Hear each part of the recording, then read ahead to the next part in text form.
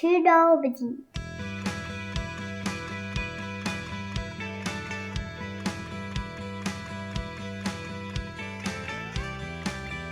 Welcome back to Two Nobodies, everyone. Rupesh is back with you again. This is actually going to be my last episode before I take a couple of months break. Just going to regroup, refresh, and have a brand new lineup of guests for you. So to end off, I guess this season of this podcast before I head into the summer, I have a wonderful guest to talk about such an important topic that I've been curious about for a long time. If I don't think it matters what part of the world you're in. I think this is completely relevant, but certainly if you're Canadian, this is coming up more and more, and that's the state of our relationship with China and what has been happening recently. The former Governor General David Johnston releases a report on foreign interference. We've heard about a number of things that we're thinking China is interfering with, and so I brought in a wonderful guest. He's Professor Gordon Houlden. He's the Director Emeritus of the China Institute at the University of Alberta. Gordon, thanks so much for making time for me. I appreciate it today and look forward to this conversation that I've been thinking about for so long, reading up on. So eager to pick away at your brain here. Well, thank you very much, Rupesh. These are important topics. I have one person's opinion. There are many different takes on these issues. I abandoned a long time ago any sense that I had the definitive response or knowledge to any given question, but these are certainly things of importance to our country. Yeah, thanks for that. Before we started recording here, you're talking about your time in the public service and just getting involved in that, and I want to start there. I think just to give a little bit of context for people of who you are. So if you don't mind telling me about your journey into the public service, and then eventually, I guess, your focus into China in particular. Sure. Well, I became fascinated with languages early on. Growing up in southern Alberta wasn't the easiest place at that time in 50s, 60s, Alberta to practice languages, but I ended up spending, even as a teenager, a lot of time in Latin America. I learned Spanish, worked as an archaeologist in Peru, became convinced I wanted to have an international life, and joined the Foreign Service because I spoke Spanish. They sent me to Cuba. I wanted to look at other systems that were similar, somewhat dysfunctional, particularly economically in the case of Cuba. They convinced the then Department of External Affairs to send me for 2 years to Chinese University in Hong Kong to learn Chinese. I then went up to Beijing and worked in the embassy for 3 years. And while I had another posting off to then communist Poland during the Cold War, I was somewhat captured and fascinated by the Chinese culture, history, civilization. Lots of things I liked, lots of things I didn't like.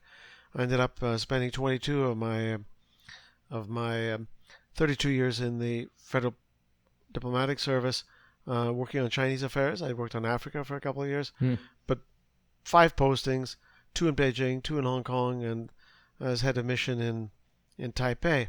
And then offered another head of mission assignment after serving as Director General for East Asia. I had the tough choice whether to take that assignment in Asia, ambassadorial assignment, or to come to the University of Alberta to run their new China Institute. I did the latter and spent 14, almost 15 years as director, and am now less than a year into my time as Director Emeritus. With maintaining a constant, steady interest in things Chinese. I have taught for the last dozen years all of the courses on China for Global Affairs Canada, and continue to teach those courses to our young diplomats, something I particularly enjoy, an opportunity to speak to them about China. And it means when I go to our missions, or when I'm traveling in China, people will come up to me and say, I took your course. I don't remember their names, because usually 20, 30 people in each class, but they remember me. So it gives me a little bit of a connection to the ongoing, that now quite large core of young Canadians who manage that relationship or attempt to manage it. Yeah, there's an interesting link about the places that you visited. I guess depending on the timing of when you went to Eastern Europe, but all those places, they all have communist regimes. Is there a reason that you kind of went to those places, or is there a common thread there for you? There is a bit of a common thread. Now, in the Foreign Service then and still now, it's a bit of a dance between what you want to do and what they want you to do. I mean, you can't have 800 people in Paris and 600 in London, for example, and nobody in places that are seen as less attractive. But I was always fascinated by what they still call hardship posts. But I'm interested in things political. And Cuba was intensely political. An opportunity to meet Fidel Castro, to meet senior Cuban leaders. It's a pretty small country, 10 million people. To travel around the country on a motorcycle as a young man, but also in embassy vehicles, of course. It's a beautiful island. Canadians have discovered it, but there were very few Canadians going there then. Poland was a crucible in the Cold War. Solidarity emerged there. The Soviets had neglected to do two things in Poland. They had decided it wasn't worth trying to eliminate the Catholic Church. It was decided, unlike in most of the Soviet Empire, if I can call it that, there still was land ownership by the farmers. And I don't think they'd reckoned with the tenacity of Polish nationalism. So for those three things, with a Soviet overlay, was extraordinary. I left in the summer of 1988. I could see the cracks in the system quite clearly. Here's the problem. Like most observers, I thought it might take 50 years before the whole Soviet Empire came crashing down. 18 months after I left, it was gone. Wow. That's been forever me a watchword of caution. Beware of the expert who thinks that they know the future course of things. I mean, my first posting in Beijing, I was trying to project the future of China.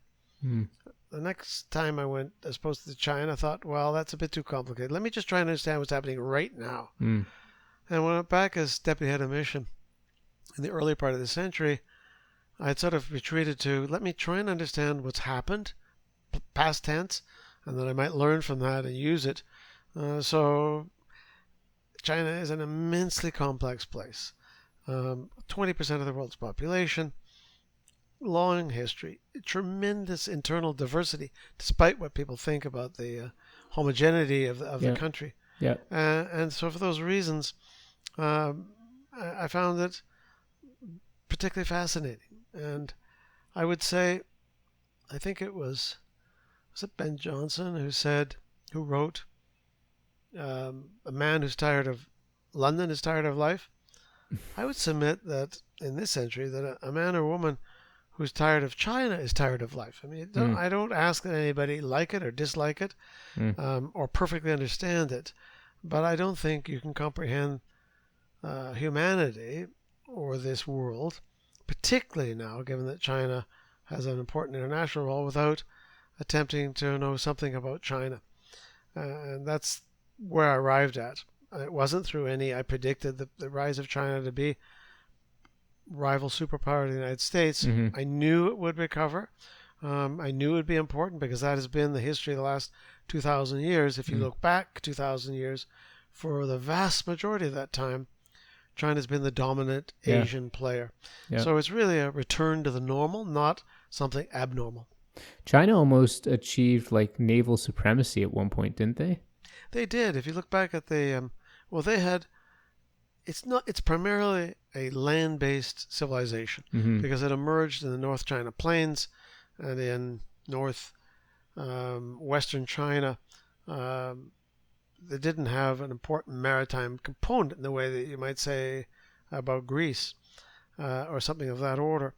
But because it was so large, because it had a huge internal economy in particular periods, particularly in the Ming Dynasty, China was building ships large enough that you could have put Christopher Columbus's Santa Maria and his sister ship on the deck.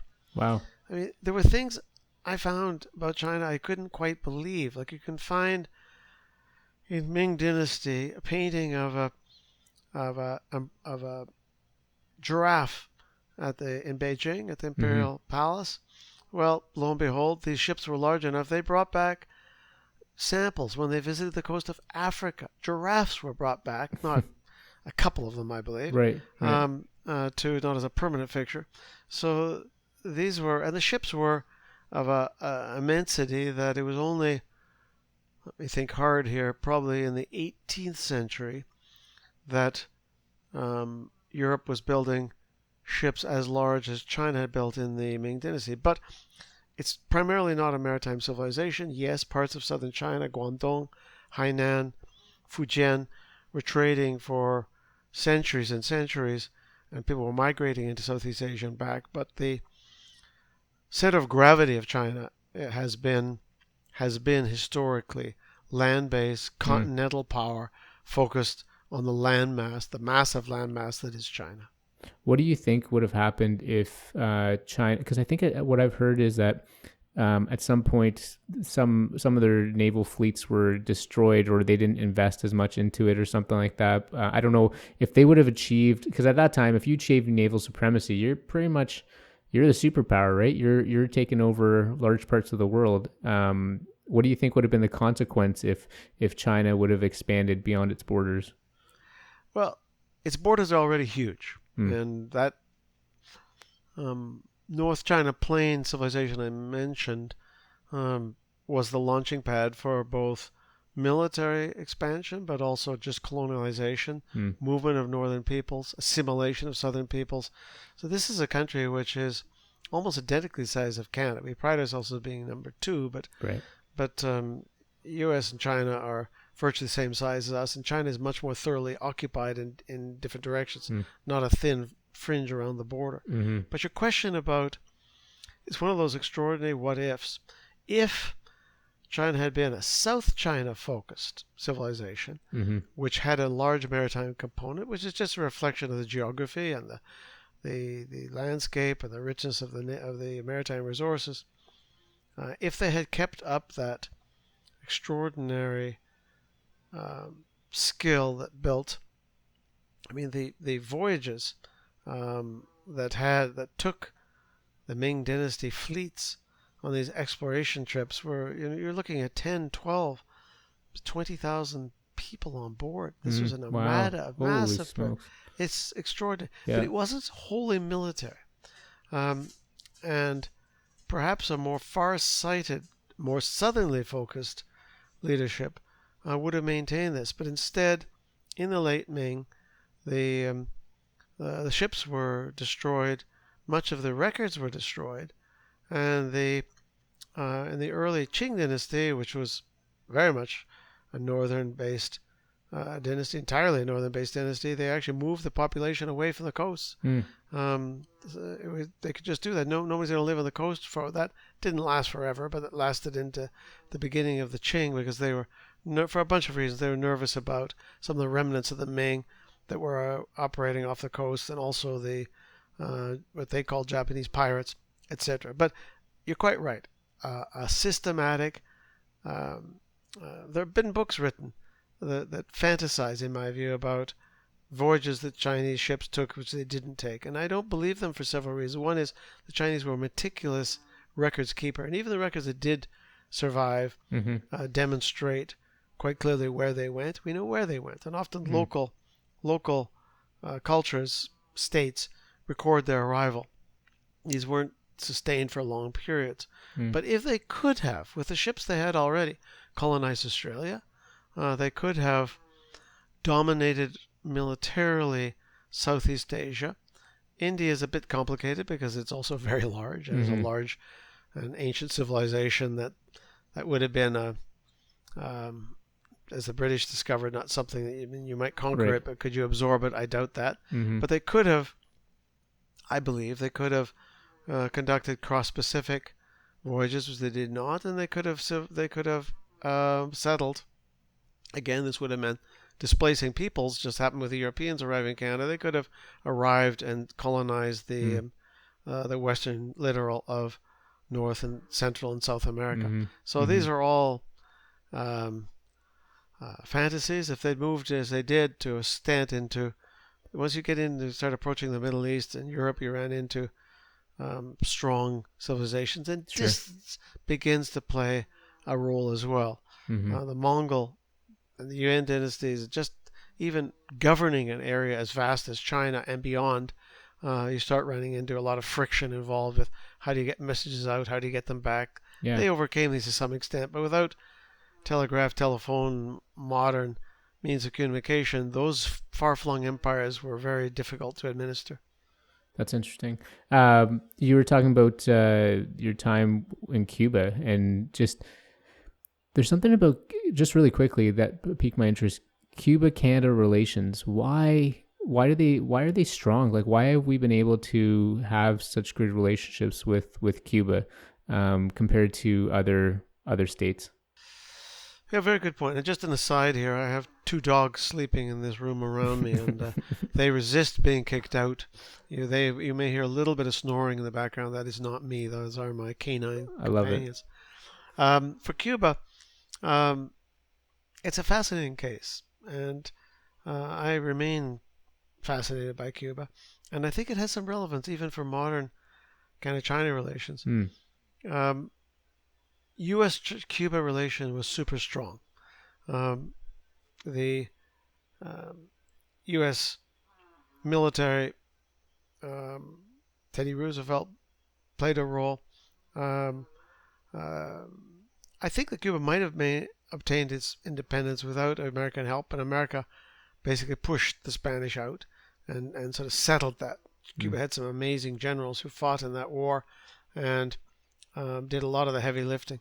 But that relationship became super strict. I've read books by Cubans of that period in the 40s and 50s and 60s who defended as Cubans, working closely with the FBI as informants, etc. There was a melding of the two places to a large extent. There was also a reaction to and resistance to, and certainly Fidel would have been that. One of his famous quotes, I know America. I've lived in the belly of the monster. He lived in New York briefly, etc. Sort of a knee-jerk anti-Americanism was there. We had a very feisty prime minister at the time called John Diefenbaker, who at a time when a conservative, but someone who was very resistant to pressure from the United States, and when it came to a question of breaking trade and joining the U.S. Trade-led trade embargo, to which almost every Latin American state acceded, and Caribbean state, he refused. And we maintained a trade, this is fast forward through the 50s, into the beginning of the end of the 50s with the Cuban. And he would have been dealing with Eisenhower at the time too, right? At that time. Absolutely, and then Kennedy, both maintained. I'd argue it was a bipartisan thing. Maybe not Cuba's ours, but we don't find it tolerable to have a Cuba that is opposed. And keep in mind, we're thinking Cold War, a Cold War state right on their doorstep, 90 miles away off the coast of Florida. This was a huge challenge. But Diefenbaker wasn't keen on that, and I don't think Pearson also following that, and certainly not Pierre Trudeau. The period I was there, Pierre Trudeau was the prime minister, but then I came back to work on Caribbean and Central American affairs during that revolutionary period in Central America for a couple of years. And during that time frame, the conservatives came into power. So I'd worked with both, but while in Cuba, it was always the liberals, and it had gone beyond. I said, we're not going to join the U.S. trade embargo to we're actually going to provide development assistance to Cuba, which was controversial. Not massive amounts, but the Cubans, because they're actually very sophisticated people, well educated, were able to use those funds in a fairly sophisticated manner. Things such as agricultural assistance in dairy, those sorts of things, medical, where Cuba had a strong medical system based partly on the Soviet model. But it became eventually too controversial. And during the time when I was working on Cuba back in Ottawa, the veils began to fall off that relationship to some extent. It's still there. We still have trade relationships. We've always had an ambassador. an unbroken period. It goes back many decades, but that closeness diminished under conservative governments has not really been regained to the same extent during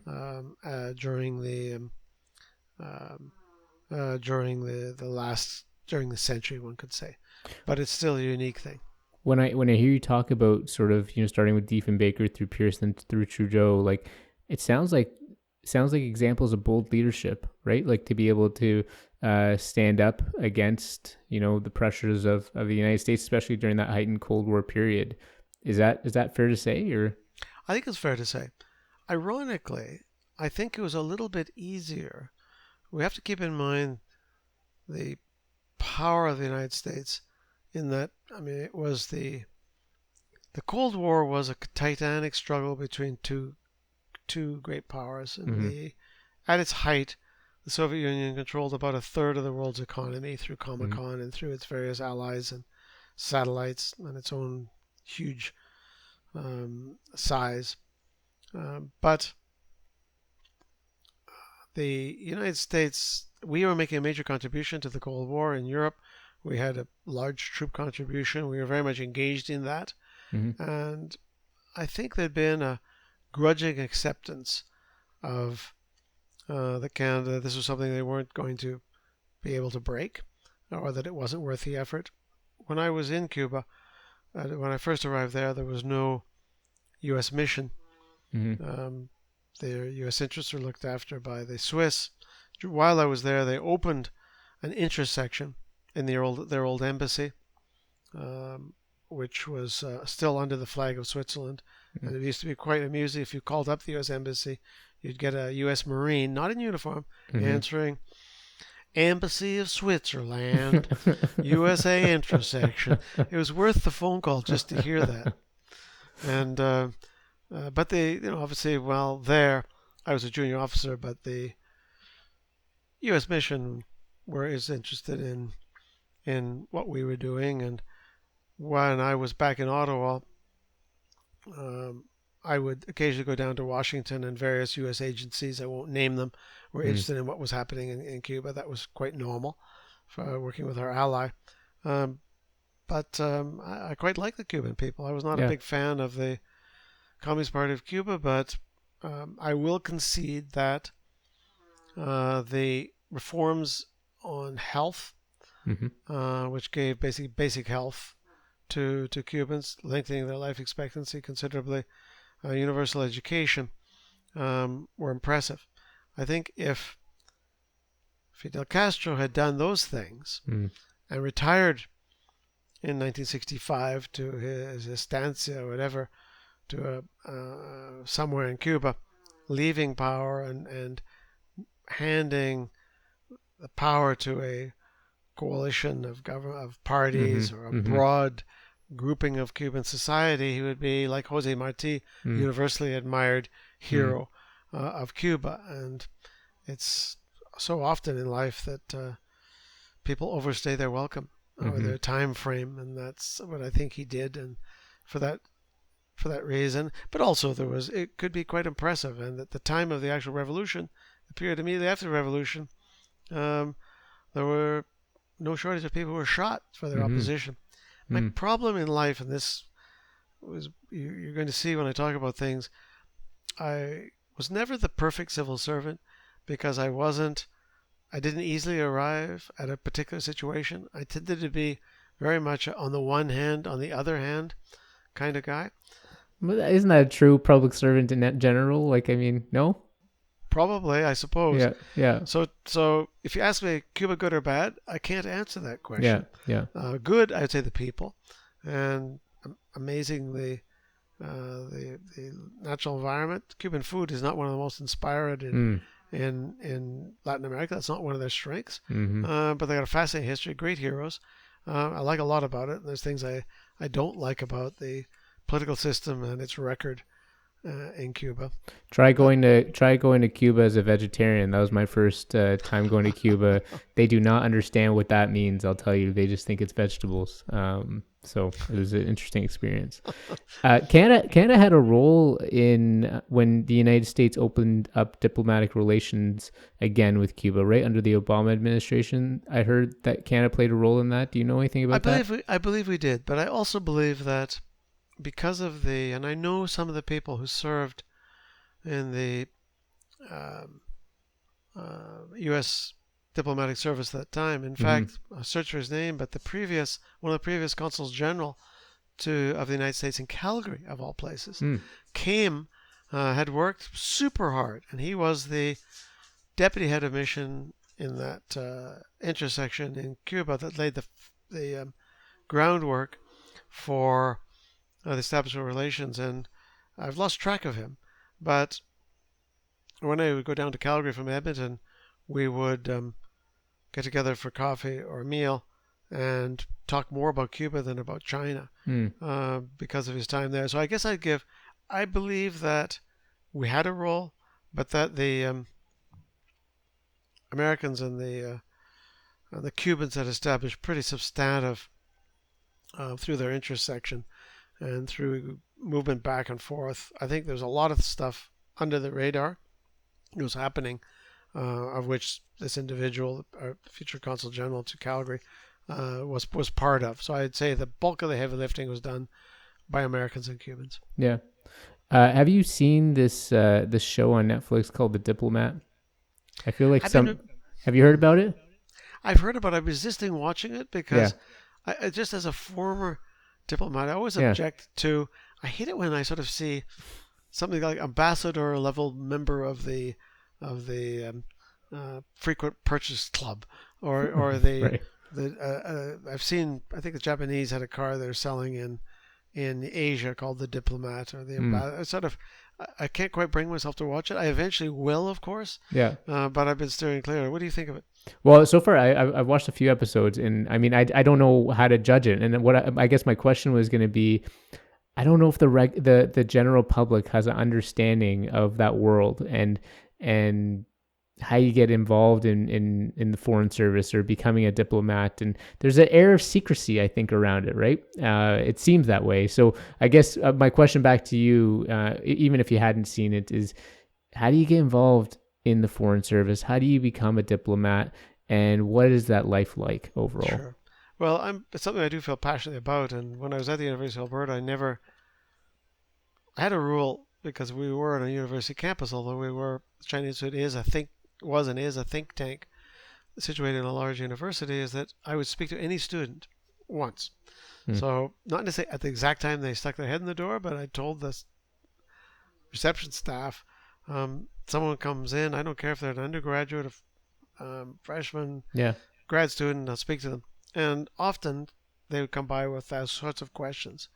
And I was also a professor of political science, and so I would field a lot of questions. One of the problems we have right now in our large, sprawling country is that, for a variety of very technical reasons, the majority of the people who entered in federal public service come from the central Canada, by which I mean Ontario and Quebec. 90% of the internships in the government of Canada are within 100 kilometers. And those internships, as I think a lot of young folks know, are an absolutely key, not absolutely essential, but a really big assist in getting into a permanent basis in the government. And there's reasons for that. The government doesn't fund adequately travel costs, living costs. If you're someone coming from Vancouver and you've been offered I think they're all paid now, but they don't pay much. And many of them sometimes are unpaid. But you're offered an internship in, say, Health Canada, and you've got to buy the ticket yourself and pay the way yourself, and that's one of the problems. When I was deputy head of mission in Beijing, we had unpaid internships, but I was discovering that the people we were recruiting all came from wealthy families. Who else could afford, at age 22 or something like that, just still in grad school, to come and spend a year at their own expense in China? So I changed it to pay them what was not much more than minimum Canadian wage. But in those days, maybe not now, this was beginning of the century, you could afford to live in China. And suddenly I thought the thought the quality got a bit better, but now we had more of a cross section of Canadians. Mm. I fear that after I left, they may have killed that program. Oh no. Okay. But I feel passionately about that. Foreign policy is too important to leave to the capital, and young people from the West and from the Maritimes and Atlantic Canada, from all over, ought to be interested in that potential career. Mm-hmm. There's ways to increase your chances. Nowadays, you need, I'd say, a minimum a graduate degree. If you've got a tough foreign language, it's better. French is good, but not essential. So if you've got good Arabic, Russian, Spanish, Chinese, Japanese, those are huge assets. They're not absolute, but still, it's going to be a minority of people hired. I think the year I joined, there were 50 of us. I think there were about 5,000 applicants. So I say to people, you ought to think, if you want an international career, think along those lines, and don't fix yourself simply on the foreign service. There's lots of jobs, business internationally, NGOs internationally, Médecins Sans Frontières, whatever. There's lots of ways to work internationally without being in the foreign service. And if you go with that broader approach, you're not going to be fatally disappointed. I mean, the 50 out of 5,000, I'd like to think that we 50 were, on average, better than, say, the last 2,500. But I have no confidence, zero confidence, that we 50 were better than the next 50 or the next 50. And I'm part of my proof of that. There were just a couple in that 50 that were so bad, I could have taken blindfolded, take a pin and stick it in the first person in the market in Ottawa, and they would have done better. So it's hiring systems are really good at hiring people who are good at taking exams and interviews. And there's a good correlation, I think, between that and how well you do the job, but it's not a perfect correlation. And so people should aspire to those jobs, but not beat themselves up if they don't get a particular job. Think big and more wide net. That's wonderful advice, and that resonates a lot with me. I mean, I guess maybe I'm one of those privileged folks who studied in central Canada. I did my master's of public administration at Queen's, and I know a lot of the federal public service hires from universities from central Canada. It's also really hard to get into the federal public service, and sometimes you're waiting on months on end before you get a call back. And what do you expect people to just sit on their hands to wait for things? But hopefully maybe with more remote working situations now, and the union, I think, has negotiated a bit of a hybrid work sort of situation, or a work at home situation. Maybe that'll improve things. I don't know. That may well improve things. And the government in general has made significant strides in hiring women and making sure there's diversity. The year I joined, there were 2 of that 50. There were 2 were women, and that was seen as a experiment or something unusual. Right. But I'll tell you something a bit interesting as well. I came from a middle class family in Calgary. Back when our foreign service was first starting in the 40s, 30s, 20s, 30s, 40s was minute, but even during the war years, pretty tiny. In the post-war years. The majority of the young hires, and there weren't many, it was an old boy network. Someone in the deputy would say to a few of his staff, "Do you know anybody?" And it was all called down to Queen's, or I'll speak to my professor at McGill or Toronto, and they'll recommend young Bloggins. I've heard is very good. He'll do, always a he, of course, will do just fine. And that was where I hired. And I got into the Foreign Service. There's a bit of a small story, but thanks to the Chinese. What? Thanks to the Chinese? Here's how. It sounds incredible. When the European civilization first began to seriously bang into Chinese civilization, before it became decrepit and was falling apart in the late 19th century, there was great admiration amongst European thinkers, Voltaire and others, for Chinese civilization, and they came at it from an aspect of respect. George Washington, and it became the fashion in Europe and in America for a time. You may notice he has in many of the portraits, a small Q at the back of his head, which is what all Chinese had to wear, all Chinese males had to wear. So this is a bit of an imitation of China. But also, one thing that China had that Europe had not had were top jobs in the military, diplomacy, government was on the basis of aristocracy, hopefully with merit, but at least family background. Mm-hmm. The Chinese had something called competitive examinations. Now, these weren't perfect, and if you were from a well-off family, you're more likely to have the resources to spend 20 years probably studying to pass the exams. But these exams went right up to at the level of senior officials, and this system had been brought in, I believe, during the Tang Dynasty. So for 1,500 years, they had been honing this, and fleets of young Chinese had been studying to pass the most basic exams with the hope of then a huge boon to their family. It could probably support their whole small village or whatever if they got to be an official. This was copied in by Europe, fittingly, because there still had to be space for those offspring of aristocracy, etc., and background and class still played a role, as it does in every country to some extent. But this system was eventually copied by Britain and into its colonies and its Commonwealth. And so, starting in the 1960s, I believe, there was a comprehensive Foreign Service examination, which enabled a young kid, middle-class kid coming from Calgary, who had not studied at Queen's or U of T or McGill, to have a shot at getting into the Foreign Service. And those years, I joined in 76. Year I joined, that 50, we had somebody from Newfoundland and folks from the prairies. We were shy on women, and we were not as diverse as we ought to have been, although Canada was not as diverse then as it is now. But in any case, there was a chance for merit for people who had talent and interest from across the country. So thanks to the Chinese, I had a shot at joining the Foreign Service, and I wasn't not coming from an aristocratic background or having gone to the right universities. I had a shot. That's quite the link, Gordon, that you just made. It's a stretch. It's a bit of a stretch, but but it's true to some extent. I'm not sure everyone thinks that way, so it probably reflects your strategic thinking capabilities. Well, I'm not sure. It is truly a stretch, and I'd like to think that I could have done well.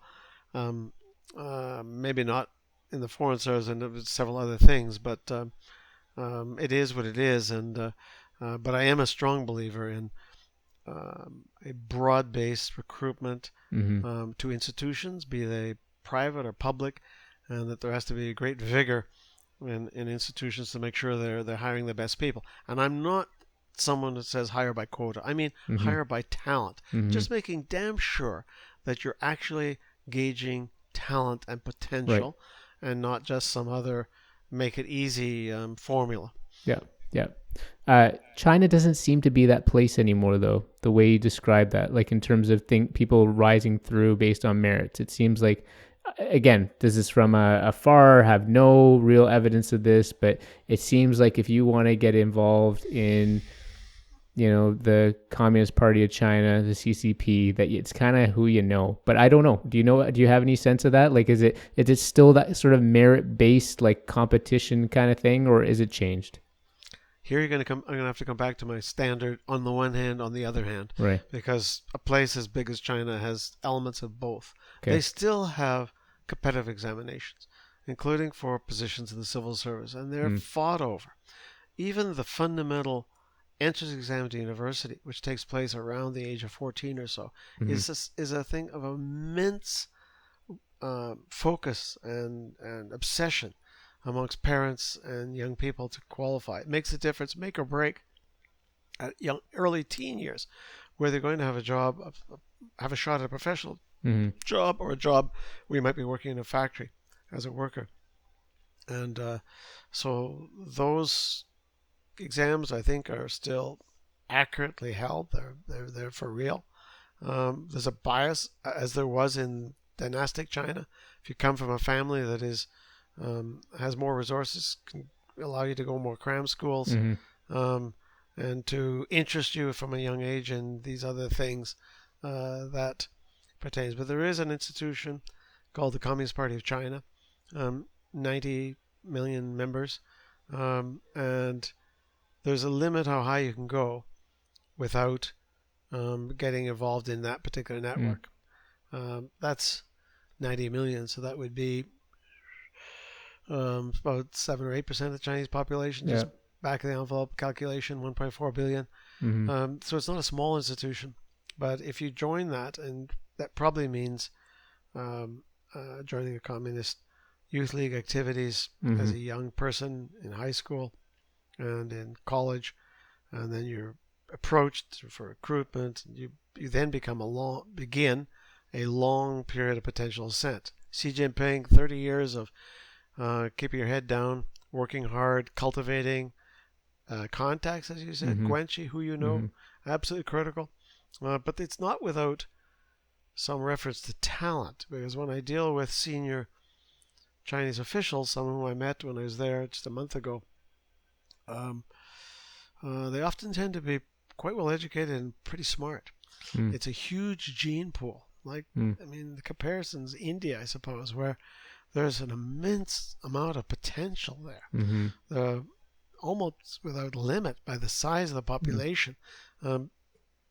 Population being so large that there's never going to be opportunity for every smart Chinese or Indian to have a position at a senior level. Yeah. But so it's a combination of who you know, what institution you're mobbed up with, which is in the case of China only one really, the Communist Party of China. But there is still recruitment by exam, and the system is smart enough, and I include in that the Chinese Communist Party, to know that to achieve their goals, they have to recruit talent. And they're serious about that. When they go out looking for new members, they're looking for bright, ambitious young people. And they tend to be, they continue to have those attributes, and they tend to rise in institutions. So it's a very complex mix of who you know. You must be associated with a party to achieve power, or to achieve a position of high standing, with very few exceptions. Do we know if that separation that we have here in Canada between like the public service and the political arm, if that exists in China? Well, it's imperfect in this country, as you know, having yourself a civil servant. Yeah. But it's generally observed. And in China, it is absent, completely absent, to the point that you can say that I can guarantee you that every, say, member of the Foreign Ministry at a senior level is a party member, and probably a great majority of the lower-ranking diplomats as well. Probably not every single one, but the vast majority. And to have a shot at one of those senior jobs, you're going to have to be a party member and have to probably rise within the party. The foreign minister would normally be a member of the Central Committee, but there are also cases where, in universities, for example, where, say, the president of the university might not be a senior party member, probably a party member, but maybe not a senior party member. The party secretary for the university may not be the president. He might be the vice president. There were some extreme examples in the Cold War of the Soviet Union where I'm told that at one point, I think it was Ottawa, the driver to the ambassador was senior to the ambassador. There may have been some utility and be able to get around. I'm not sure. But there is no Chinese wall, to put it this way, between the party and the government. So Canadian public servants then would often be dealing with likely party officials then, even if they were kind of part of the public service? Absolutely. Yeah. But they tend not to be hacks. I'll give you one example. They people, unlike in our public service, foreign ministry, if you join their foreign ministry, probably as a translator, as a third secretary, very junior position, all of the foreign ministers, almost without exception, I can't think of exceptions unless you go way back, the cadres begin their career in the foreign ministry and they rise and spend their whole career there. If they become foreign minister, they might go off to be state secretary position, even higher. But in our governments, very often, well, always, the minister is a political figure that comes from outside. I think Lester Pearson was an exception in that he became a political figure then became it was a deputy minister, then became minister, and then became prime minister. But that happened once for us. For China, that's the norm. So yes, they are party people, and there are some hacks there, I'm sure. But what they're looking for is political reliability, Communist Party reliability, but talent as well. So it's not just a group of hacks. It's right. They know how to govern. Talented. Right. They know how to govern. Yeah. And that's why they've been able to do it with extraordinary success. Whatever you think of the way they do it, they're able to hang on to power for, the parties existed for over 100 years, and you're looking at over 70 years of the PRC. What do you think about what's happening now between Canada and China compared to, I guess, when you were more directly involved in the Foreign Service? Like, it seems like a really odd time what's happening. There's so much mistrust now within Canadian society of China. I'm personally have, skepticism about certain things around China, but again, some of it's not always well informed. But yeah, what's different for you now, I guess, compared to before? Or is this kind of typical relationships? I would submit that a certain measure of skepticism is always worthwhile when it comes to great powers, and China's no exception. I certainly can't believe everything they say. But the period we have that really goes back to let me just pick the time carefully here. I think you could say that some of the erosion of confidence or positive views of China go all the way back to Tiananmen. If you go back to 1988, I believe, Deng Xiaoping was on the cover of Time magazine, and the article about him was 100% positive, or largely positive. But the opinions recovered gradually, and if you look at polling, and we did a lot of polling in the China Institute, and others have taken this over now, Nanos and other firms, it's very expensive. The positive opinions of China began to erode in the early parts of this century, sharply erode. And even by 2017, there was still prospects for a free trade agreement. There was negativity surfacing. Excuse me, when the Chinese purchased Nexen, large Canadian oil company, the public reaction was negative and became more negative. But there were a couple of events that really skewed things. One was the detention of the two Michaels. Meng Wanzhou, detained on extradition treaty. I think you'd have to be living in a cave not to know that story if you're in Canada. But that sent things sharply more negative. But I think we're also powerfully influenced by the United States. There's a strong bipartisan one of the few things that Republicans and Democrats agree with in the United States, one of the very few things. I mean, maybe not even, they might not agree on the color of the sky or the sun's going to come up tomorrow, but they will agree on that China is a nasty place. And so we're also powerfully influenced by that. They have a common enemy, right? Like, I mean, before it was Russia, and now it's maybe China. I don't know. And China, of course, did things in this country, and we know about those now. That fills the newspapers almost every day, that should not have been tolerated, have been tolerated, and all of that combines. But also the stories that are carried in the media, which are generally true. Mistreatment of the Uyghurs in Xinjiang, repression of human rights lawyers, restraints on practice of religion, supervision by the state, surveillance of the media, or not just ownership of the media, but surveillance of the internet. Those are all true. The problem I have is that this is an oversimplification. That I could make a movie about the United States that would be guns, ghettos, and environmental damage, whatever. It would all be true, and I could make a movie about the United States. Believe me, I have no skills to make a movie, but I could conceivably make a movie, which would be the Harvard University, Silicon Valley, and the Metropolitan Museum of Art. It would also all be true. And I'd argue that for great countries and civilizations, there's always going to be a mix of positivity and negativity. I am no fan of the Communist Party of China. I look forward to China having a more open and very different political system, although it's probably not going to be much like ours.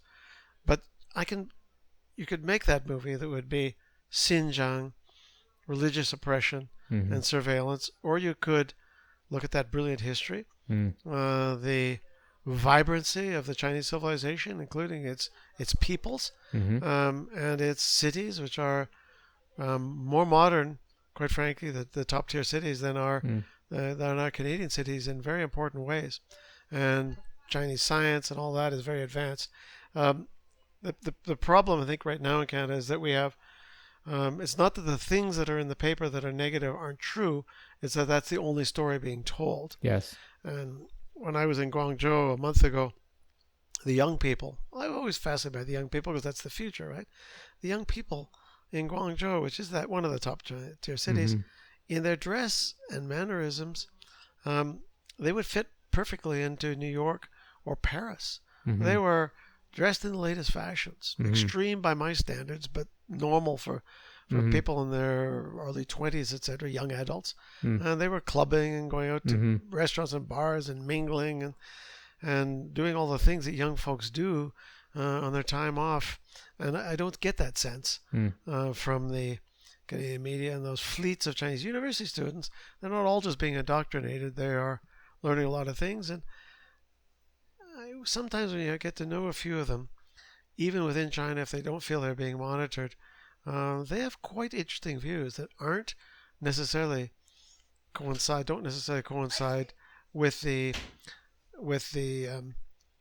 views of the party. Yeah. And that gives me hope over time that we may see a more open China. So I'm not saying don't be eyes wide open to the reality of Chinese power, its potential for interference, but let's try and be alert as well to the sophistication of that society, the fact that not everyone thinks the same way, and that while it is a potential enemy of the West, the state that is, and the PLA, I abhor the idea of a major war, particularly a nuclear war, with the capacity that would have to snuff out civilizations, not just Chinese, but Western as well. What needs to happen to appreciate that other side of the story? Because I think even if you do, I had a conversation with somebody who lives in Guangzhou. She's an expat. She's from Canada, and she started this group called the Global Friendship Society. It brings together expats living in the area, and she just told me about life in Guangzhou and how it's vibrant the way you kind of described it. And I wouldn't have had that window unless I really talked to that person, because, like you said, the media doesn't really doesn't portray that. But what needs to happen for us to appreciate and see that? Because I think when we see the rise of China, we see it as a threat. But I don't know, maybe is it a threat? But I feel like that's the general public view, is that, yes, we know that there are these amazing cities in China. We see the technological innovation, but we don't see it as a friendly competitor. We see that as a threat. It's very different, I think.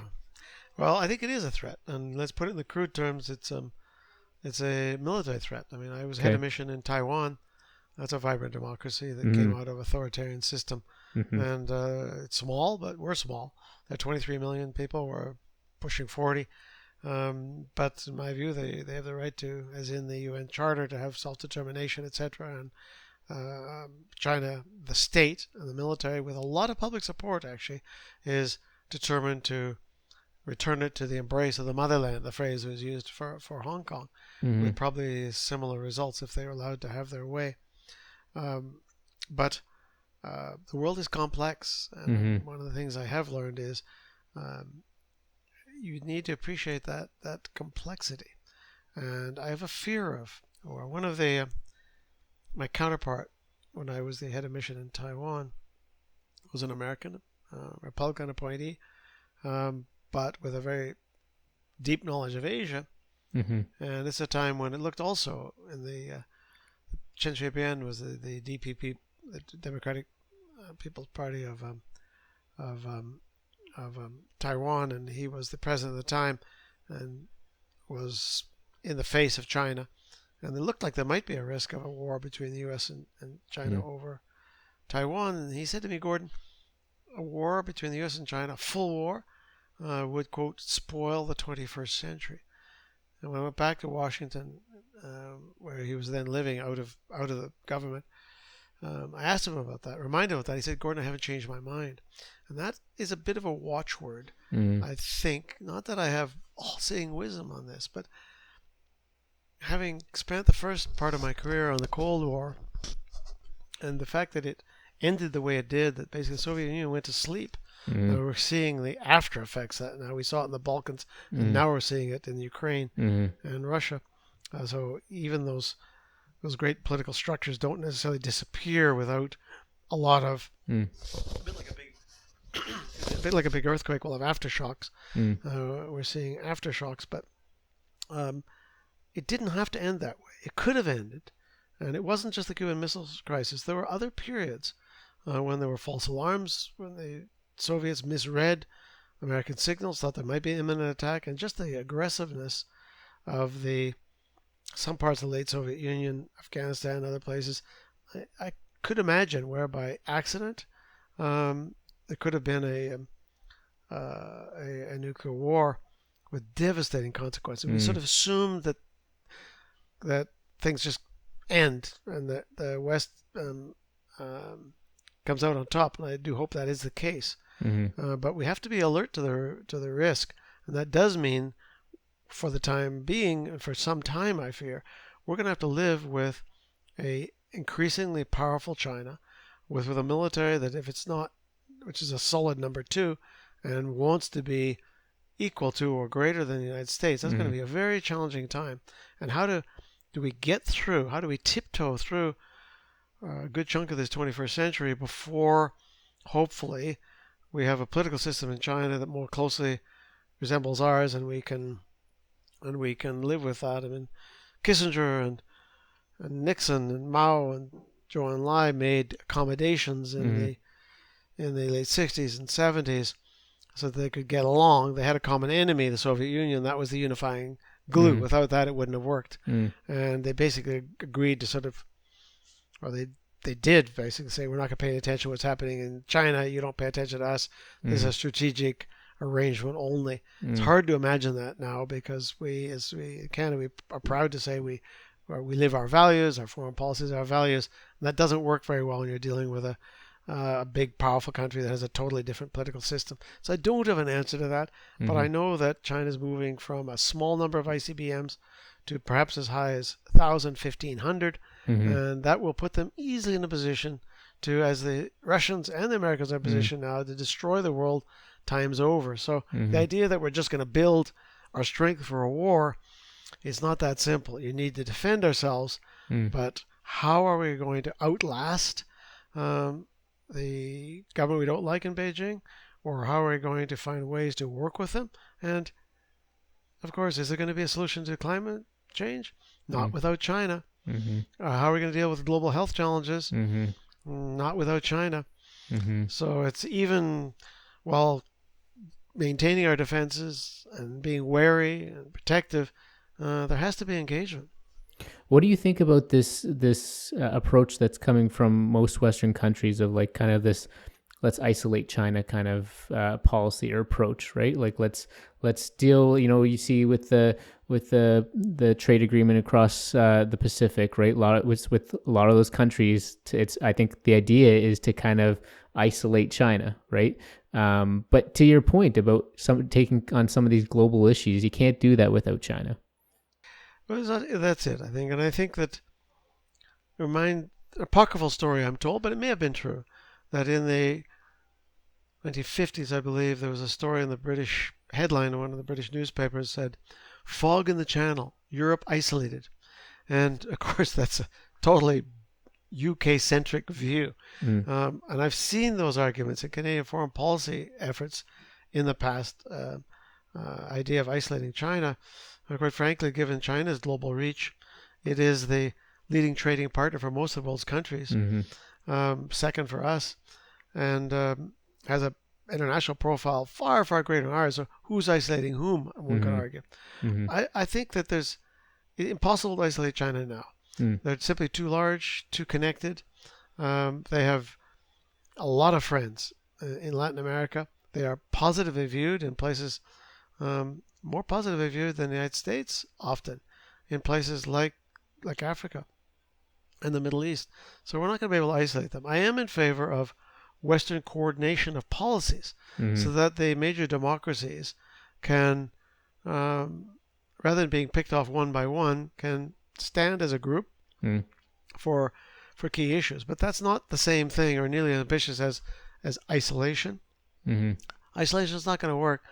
They've broken out of that decisively and are dominant trading partners of Africa, much of Latin America, and much of the Middle East. So it's that ship has sailed. So I'd say there's a nuance there. I'd argue Western coordination, so that we are hanging together rather than hanging separately, but not something as ambitious as isolation won't work. How do you feel as, I guess, just as a, now taking your public service hat off, I guess, but just as a Canadian, when you hear about all these different news stories? So you hear right now the whole foreign interference thing is being discussed. We had the whole, spying of Canadian political officials, Chinese police stations, all these different, news pieces that are coming out on a daily basis. How do you feel as just a Canadian citizen when you hear about these things? Well, obviously concerned. Yeah. There are a few realities, and I'm not naive on this. I can't speak in detail about my past. One of the last piece of paper I signed when I left the Federal Public Service in 2008 said, it was very simple. It said, I, Gordon Houlden, undertake to never reveal anything that I learned by means of intelligence until my death. I signed that, and I said to the guy who brought this piece of paper in a locked briefcase, it says, does that mean then I'm free to speak? And he went away, I think, worried. I'm sure he reported me saying, this guy is going to talk freely once he's dead. Anyways, but the truth is, I'm well aware of these things. And I think intelligence operations by China and Canada certainly predate even 1970 when we established relations. At that time, China was simply competing with the Republic of China and Taiwan for the hearts and minds of the diaspora community. But they've never stopped. And I've said this before, but to me it's a bit like crabgrass. You pull it up and you go back a few weeks later, it's gone, it's there again, you need to pull it up. So let's not kid ourselves that it's something we're going to deal with and be finished with eternally. It just won't work that way. Even if we didn't have diplomatic relations with China, there would be ways, not as effectively, to get at things directly from China in some other means. A couple of things we need that are particular concern to me. One is the diaspora community is the target, and they need to be protected. We've seen that with senior ranking officials are more likely to be targeted, but just in general. China has its own reasons for doing that. Sometimes it might be espionage, but also they have long memories. And there's a fellow who sounds a bit incredible, and I'm rambling a bit here. There's a fellow who studied in Maui, and then he went to study at the same high school as President Obama. Then he went to Hong Kong to study medicine, and he was the leader of the revolution that brought down the Qing dynasty in 1911. His name was Sun Yat-sen. So the Chinese have long memories of this, of the hazards of ideas and people coming from the outside, particularly who are people of Chinese origin, to then foment potential revolution. A bit of a joke there, but I've been found very few, even American diplomats, who can name the Hawaiian institution that two presidents came from. Anyways, so it's not going to stop, but it needs to be contained, and we need to take a strong stand when it's detected, and we need to be more active. We need to communicate with Canadians what the risks are. I'm not a favor of leaked documents because I kept safeguarded for 32 years every piece of paper that was shared with me, and everything that I knew. I had to keep, and still have to keep, my brain in two compartments. I don't like that way.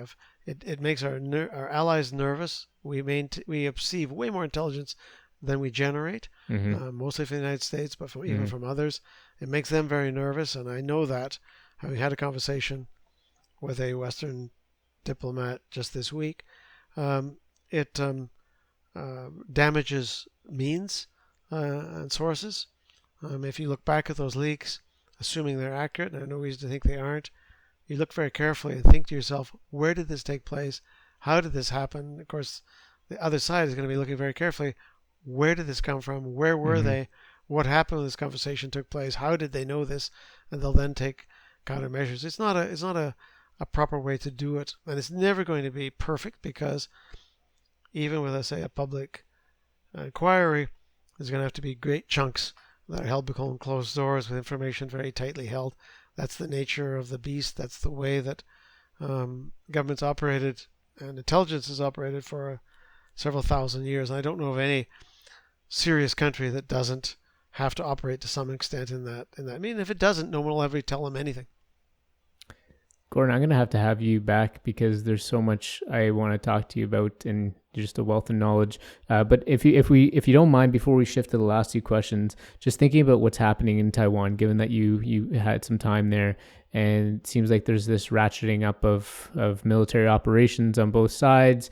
It seems like it's the next thing for the world to really, focus on, potentially, like at least from the general mainstream public anyways. A lot of concerns around what's happening there. How does Canada navigate through that? Because, I mean, we kind of get tossed around between what's happening with the U.S. and China. And here's another situation where I feel like Canada's in a bit of a predicament. But how does Canada navigate through these waters right now? Well, I mean, I think it behooves us as a democracy to maintain contacts with Taiwan, to be supportive internationally of Taiwan. But we're largely going to be followers. There's only one state capable of defending Taiwan, and even that would not be easy, and that's the United States.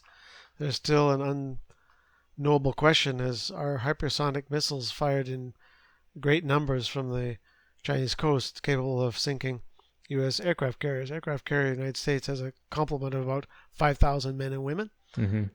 Start losing 2 or 3 of those, then you're into the sort of war which I really fear, the one that my American counterpart feared.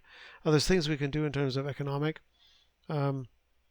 cooperation, greater cooperation. When I was there, we were exporting, not a total trade, we were exporting more to Taiwan than we were to India. It's no longer the case, but they are reasonably affluent population.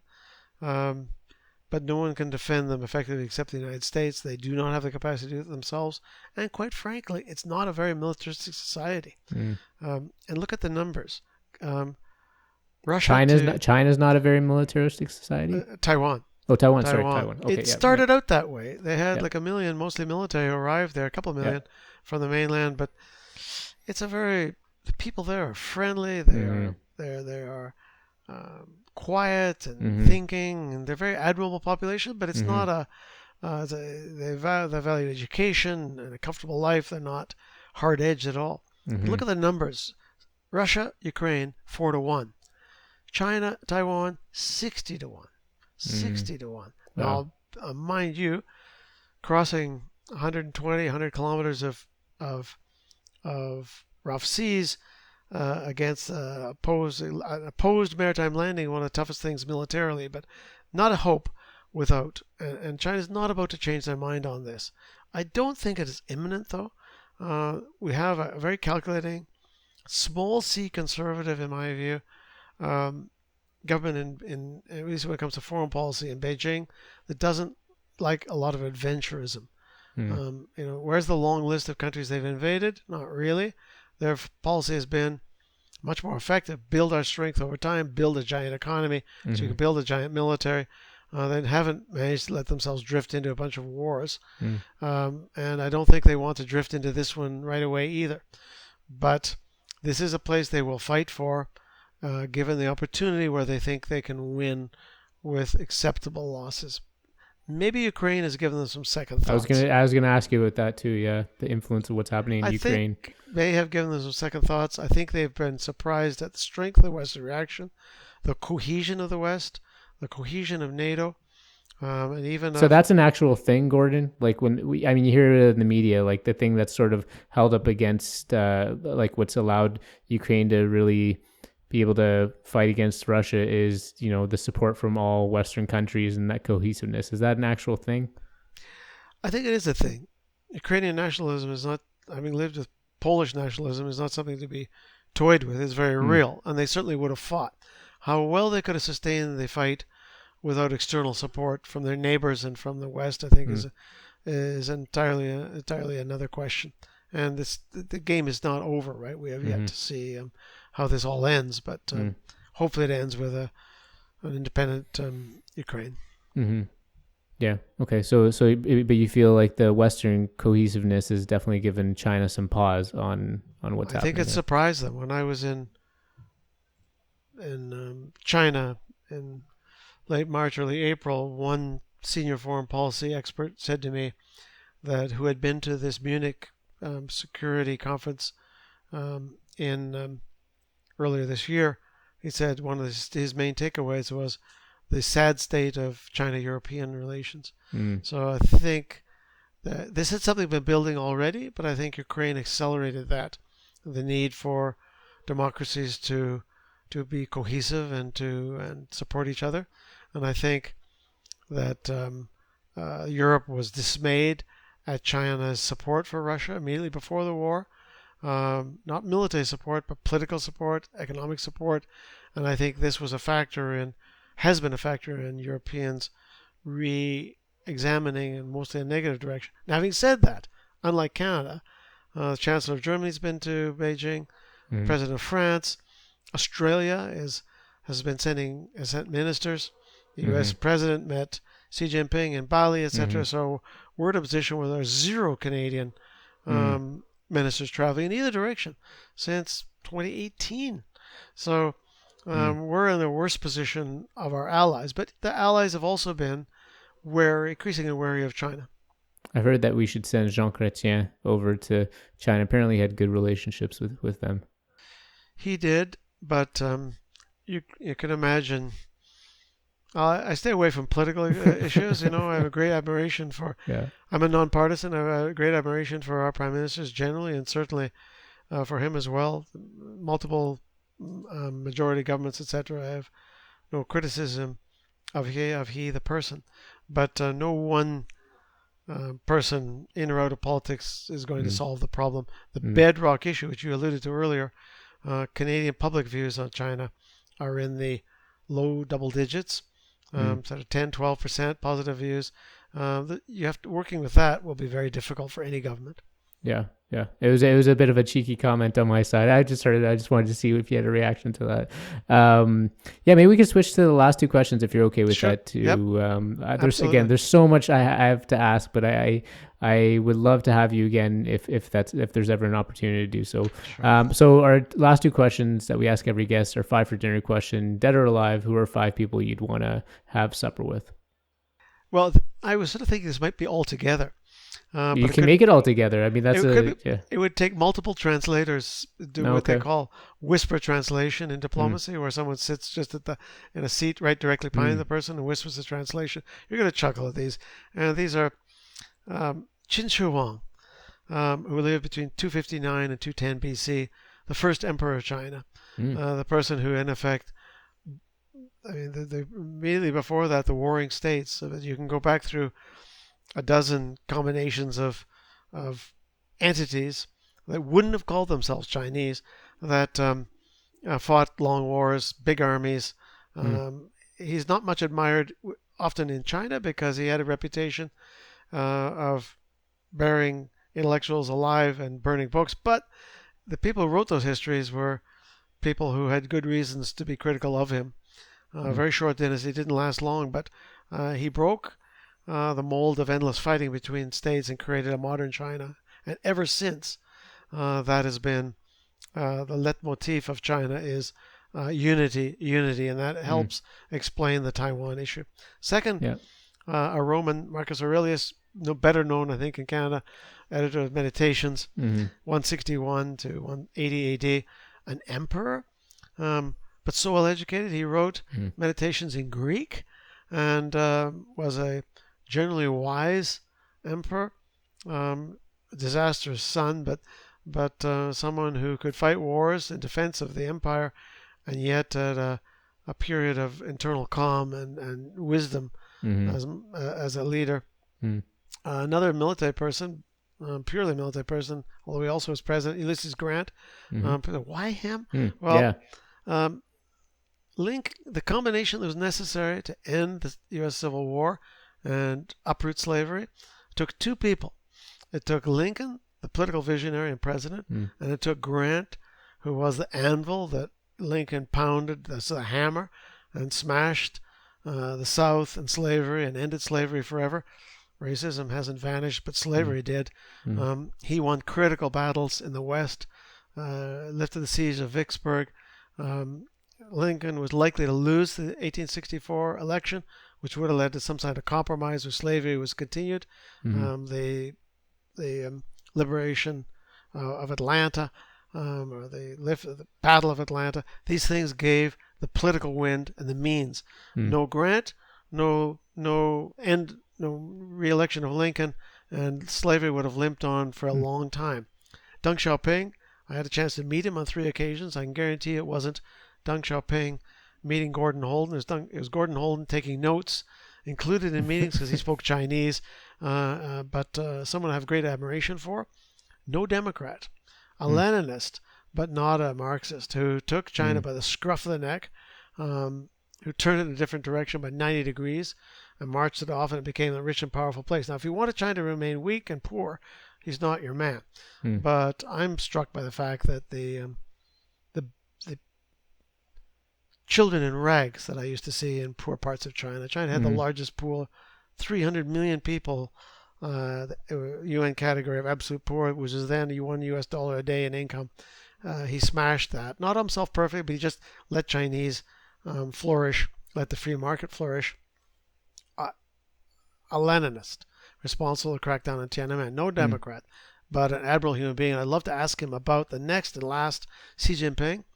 He's the only Chinese president from the early 80s until 2013 that I never met. I met them all, always as included in a meeting. But Xi Jinping, like him or not, I have some real misgivings because he undid so many things that Deng did. Deng put in place a leadership transition. No one did more than 2 terms. You had the nominated successor.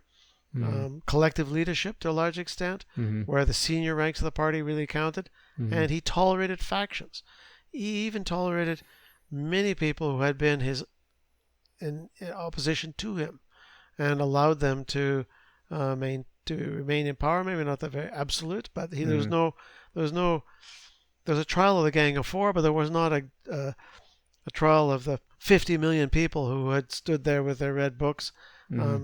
Supporting the party. He's a wise person. Xi Jinping, much more aggressive and with a very much more forward-leaning foreign policy. He makes me nervous. So there's a group. I don't think it would be a very interesting, with translation, table, but together, singularly, it would be magical to be able to speak them all. That's I mean, the only person I knew from that group was that President Ulysses Grant, and even then, I didn't really know much of his story. The only thing, I feel like he had a mean mustache, though. I could be wrong. He had which? He had a mean mustache, I feel like, but he sure did. Okay, and he was had a reputation for drinking too much. Okay, and I know when this was brought, various people were jealous and bring this to Lincoln's attention. But he can fight, and either way he can fight and he can win. He was not a great president. He wasn't personally corrupt, but he was surrounded by and had a lot of corrupt people, and there's some great scandals. But he's helped save the Union, and to me, who cares? He smoked cigars all his life, and there was no pensions then, and he got throat cancer, and because of these scandals, and these bad investments that he'd invested in, lost all his money. He was poor. And how am I going to support my family? The last 6 months of his life, while dying of throat cancer, he sat down and wrote his autobiography. And it's one of the clearest written books written by any military person ever. I highly recommend it. And it helps greatly in understanding the course of the U.S. Civil War and understanding Grant himself. The English is superb, and he wrote this while dying. He then died, and the sales were so spectacularly high that it sustained his family. So that was his last heroic gift to his family, was to get up every morning, I think probably with a whiskey to help him, and in excruciating pain to write this brilliant book. It doesn't take long to read. Something tells me that in order to be an effective diplomat, you got to be mindful of the history. And I've seen this now consistently in this conversation. Like, you talked about how you got involved, and you said thanks to China for that, and just how you connected that historical those historical developments to sort of, you know, your story, and even with all these political figures. Like, there's something about that seems like you're drawn to, I guess. Well, I think that's true, but thank you very much, that Rupesh. But again, I have opinions. If you put 10 sinologists in a room, you're going to have 10 different opinions. This is one man's opinion based on his personal life. Yeah. Last question. Besides the circle of life, what do you know for sure? Well, I know that understanding that the future is beyond our grasp, despite how long we may strive to achieve it.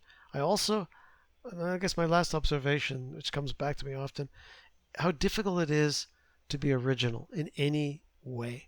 We are social creatures, and to be out of step with the people around you or with the society or your time is exceptionally difficult. And we go back and we amuse ourselves at the low-hanging fruit of how primitive or wrong people's views were in the past. 50, 100 years from now, people will look back at our views and find them wrong for a whole bunch of reasons that make sense to them and make no sense to us. I try to be original in some ways, but I'm captured within my culture, my time, and my social environment, and so it's a battle I can never win. Thank you, Gordon.